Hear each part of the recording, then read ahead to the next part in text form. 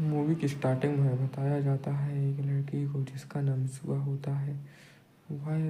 उसने एक सपना देखा, पर उस सपने में क्या देखा उसको याद नहीं रहता। पर वह अपनी नानी और बहन के साथ खाना खाती है। यहाँ पे बताया जाता है उसकी माँ गुजर चुकी है और उसके पिताजी जो गांव के पुजारी थे उनको मेयर बनना है। इसी बात से लेकर उनकी बहस हो जाती है।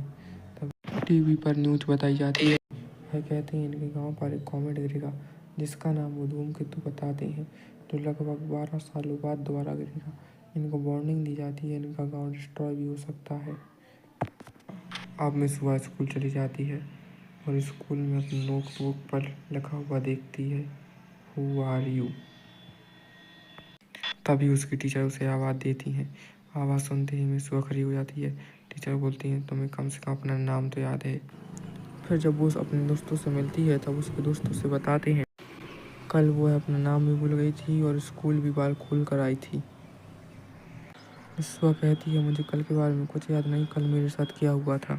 उसे लगता है कि वह एक सपना। रात के मिसुआ और उसकी छोटी बहन अपनी नानी के सामने डांस करती हैं। डांस करने के बाद वह अपने मुंह में ढेर सारे चावल लेती हैं और उन्हें चबाती हैं और एक कंटेनर में स्टोर कर लेती थी। ऐसा इसलिए करती थी वहाँ की यह एक मान्यतम रस्म थी। कुछ समय बाद वो चावल अल्कोहल बन जाते हैं। जब वह कर रहे थे तब उसके दोस्त देखते हैं और उस पर हंसते हैं, जो उसे बिल्कुल भी अच्छा नहीं लगता। वह वहाँ की ज़िंदगी से बहुत बोर हो गई थी। वहाँ से वह भागना चाहती थी। वह चिल्लाते हुए कहती है कि उसे अगले जन्म में एक टोक्यो का लड़का बनाना।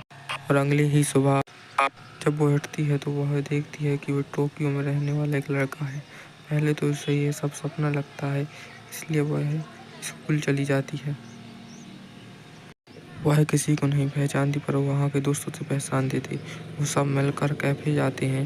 मिसुआ को यह लाइफ बहुत अच्छी लग रही थी। गाँव की लाइफ से बहुत बोर हो गई थी।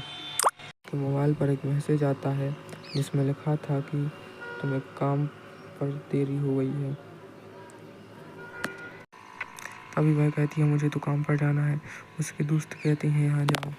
अचानक से वह पूछती है, पर मैं काम कहाँ करती हूँ। उसके दोस्तों से बताते हैं कि वह एक रेस्टोरेंट में काम करती है।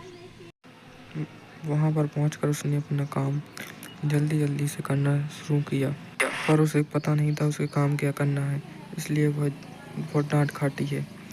पर उसको वह लाइफ बहुत अच्छी लगती है। फिर वह अपने घर आती है और अपने हाथ पर मिसुआ लिखती है। अगली सुबह मिसुआ अपनी रियल बॉडी में थी जिस पर मिसुआ लिखा था, और वहीं वह अपने गांव में थी। वह अपने हाथ पर मिसुआ लिखा देखता है, पर उसे समझ नहीं आता रहा कि कल क्या हुआ था।